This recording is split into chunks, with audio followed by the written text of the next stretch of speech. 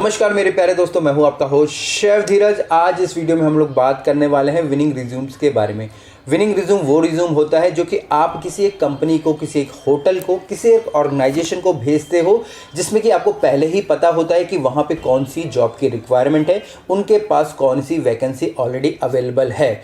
मैं अपने एक्सपीरियंस से बताऊंगा कि मैंने देखा है कि कभी कभी मान लीजिए एक सीडीपी की पोस्ट कहीं पे खाली है और कई सारे कैंडिडेट्स वहाँ पे अपने रिज्यूम सबमिट करते हैं, पर उसमें से कुछ ही रिज्यूम सिलेक्ट हो पाते हैं जो कि रिक्वायरमेंट को मैच करते हैं जो भी कंपनी ने वहाँ पे डाली है। बाकी के लोग जो भी उस वैकेंसी को अप्लाई कर रहे होते हैं, उनके पास भी सेम वही एक्सपीरियंस होता है, उतनी ही उनके पास काबिलियत होती है, पर उनके ऊपर सिर्फ उन्हीं रिज्यूम्स को सेलेक्ट कर लिया जाता है जो कि एक विनिंग रिज्यूम होते हैं। कहने का मेरा मतलब है कि इस वीडियो में आपको बताने वाला हूँ किन पॉइंट्स का आपको ध्यान रखना है अगर आपको पहले से ही मालूम है कि आपको इस पोजीशन के लिए अप्लाई करना है, ताकि आप भी अपने एक नॉर्मल सीवी को, रिज्यूम्स को एक विनिंग रिज्यूम्स या एक विनिंग सीवी में तब्दील कर पाएँ। वीडियो को मैं आगे बढ़ाऊँ, मैं आपको यहाँ ये भी बताना चाहूँगा कि हम लोग भी रिज्यूम राइटिंग की सर्विसेज आपको लोगों को प्रोवाइड करते हैं।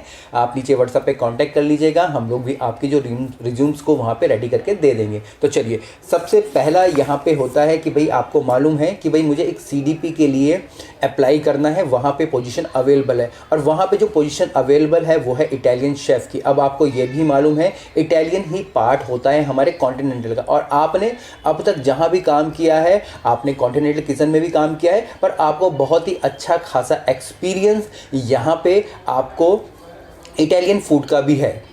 अब यहाँ पे पहला पॉइंट आ जाता है कि भाई match to the job description. जो भी जॉब की डिस्क्रिप्शन दी गई है, मतलब कि इस वैकेंसी में बताया गया था कि भाई हमें इटालियन शेफ़ चाहिए, तो आपको अपना जो भी कॉन्टिनेंटल वाला सेगमेंट है उसको इटालियन सेगमेंट में तब्दील करना पड़ेगा, क्योंकि आपको ऑलरेडी आता है, पर आपने हर जगह अपने रिज्यूम में कॉन्टिनेंटल लिखा होगा। वहीं आपको वहाँ पर हाईलाइट क्या करना होगा, आपको वहाँ पर हाईलाइट करना होगा आपका इटालियन शब्द या इटालियन कुजीन के बारे में। तो ये आपका जो कॉन्टिनेंटल से इटालियन जाएगा और आपका रिज्यूम एक विनिंग रिज्यूम में तब्दील हो जाएगा। सेम उसी प्रकार से मैं इंडियन कुजीन के अंदर आपको बताता हूं, कहीं पे एक वैकेंसी खाली है सीडीपी की, जिसमें कि उसको तंदूर और आपकी करी का ही एक्सपीरियंस चाहिए। अब यहाँ पे जो भी कैंडिडेट वहाँ पे अप्लाई करना चाहता है, जिसको करी भी आता है, तंदूर भी आता है, पर अधिकतर हम लोग अपने रिज्यूम में लिखते हैं कि भाई मैं करी स्पेशलिस्ट हूँ, मैं तंदूर स्पेशलिस्ट हूँ, पर वहाँ पे सीडीपी की पोजीशन है और वहाँ पे मांगा गया है एक ओवरऑल सुपरवाइजर या मैनेजर किचन के अंदर सीडीपी के तौर पे। तो आपके जहाँ भी आपका एक्सपीरियंस है, जो भी आपका एक्सपीरियंस है, आपको वहाँ पे सिर्फ इंडियन करी ना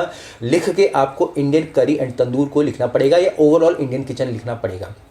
तो इस प्रकार से आप अपने नॉर्मल रिज्यूम्स के अंदर भी ये चीज़ें इंक्लूड करके अपने रिज्यूम्स को एक विनिंग रिज्यूम में तब्दील कर देते हैं। तो इस बात का आपको बहुत ही अच्छे से ध्यान रखना है। दूसरा यहाँ पे आता है फोकस ऑन अचीवमेंट। आपने जो भी अचीव किया है उस चीज़ से रिलेटेड जो भी कंपनी मांग रही है, कंपनी मांग रही है कि मुझे कॉन्टिनेंटल शेफ़ चाहिए, तो आपने कॉन्टिनेंटल चीज़ से जो भी चीज़ अकम्प्लिश की है, जो भी आपको अवार्ड्स मिले हैं, रिवॉर्ड्स मिले हैं, कहीं भी आपको कोई कॉम्पिटिशन में जीते हैं और कॉन्टिनेंटल में स्पेशली जीते हैं, तो उन सब को आपको हाईलाइट करना है। कस्टमर ने आपको कोई बहुत ही अच्छा फीडबैक दिया है, आपको वो भी मेंशन करना है, और आपको ये कोशिश करनी है कि जो कंपनी की रिक्वायरमेंट है आप उसको समझें और उसके हिसाब से अपने जो भी अचीवमेंट्स को वहाँ पे लिखें। कभी कभी ये होता है कि हम लोग बहुत ही अच्छी सेल्स कर देते हैं, और सेल्स अगर आप सुपरवाइजरी पोजीशन पे जा रहे हो, हम लोग अपने जो जूनियर्स होते हैं उनको ट्रेनिंग्स देते हैं, तो इन सब चीज़ों को आपको मेंशन करना है कि I can provide continental department training to my juniors, to my commis. तो ऐसे ऐसे पॉइंट्स अगर आप अपने अचीवमेंट्स में अपने अचीवमेंट्स में आप ऐड करेंगे, तो ये आपके लिए एक विनिंग रिज्यूम में तब्दील, नॉर्मल जो आपका रिज्यूम है एक विनिंग रिज्यूम में तब्दील हो जाता है। इसके बाद आती है हमारी कंपाइलिंग रीडिंग। आपको जो रिज्यूम्स की टोन है वो बड़ी ही पोलाइट रखनी है, एक प्रोफेशनल तौर पे आपको रखनी है। ये नहीं कि आप उसमें कुछ भी लिख दे रहे हैं, जैसे कि मैंने बोला कि आप क्वांटी के शेफ़ के लिए जाना चाहते हैं, अगर आपको इंडियन भी आता है, आपने इंडियन भी उसमें डाल दिया, आपको लगता है कि भाई अगर मुझे ये भी आता होगा तो जो सामने वाली कंपनी है उसको प्रॉफिट होगा, पर उसको प्रॉफिट तो होना हो, पर वो समझ जाएगा कि ये बंदा एक चीज़ पर कॉन्सेंट्रेट नहीं कर रहा है।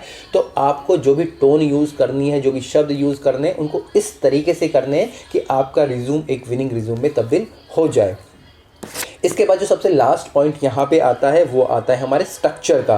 आपके रिज्यूम का स्ट्रक्चर अच्छा होना चाहिए, आपकी फ़ोटो भी लगी होनी चाहिए, आपका ईमेल भी होना चाहिए, आपका फ़ोन नंबर और अल्टरनेटिव फ़ोन नंबर भी होना चाहिए, आपके घर का एड्रेस भी होना चाहिए, आपका पासपोर्ट भी होना चाहिए। इवन उसके बाद अगर आप कहीं पे अपनी एम्स लिख रहे हैं, रिस्पॉन्सिबिलिटीज़ लिख रहे हैं, अपने आपके एक्सपीरियंस उस पर लिख रहे हैं, मैं देखता हूँ कहीं पे लोग एरो लगा देते हैं, कहीं पे बिंदी लगा देते हैं, कहीं पे एक डैश छोड़ देते हैं। तो जो भी आप करें सब कुछ सेम एक ही पेज पे होना चाहिए या एक ही तरीके से स्ट्रक्चर होना चाहिए। इससे जो कंपनीज़ है उनको लगता है कि भाई बंदा थोड़ा सही समझदार है, इसको जो अच्छी कंपनी में कैसे काम करते हैं वो सारी की सारी चीज़ें उसे मालूम है।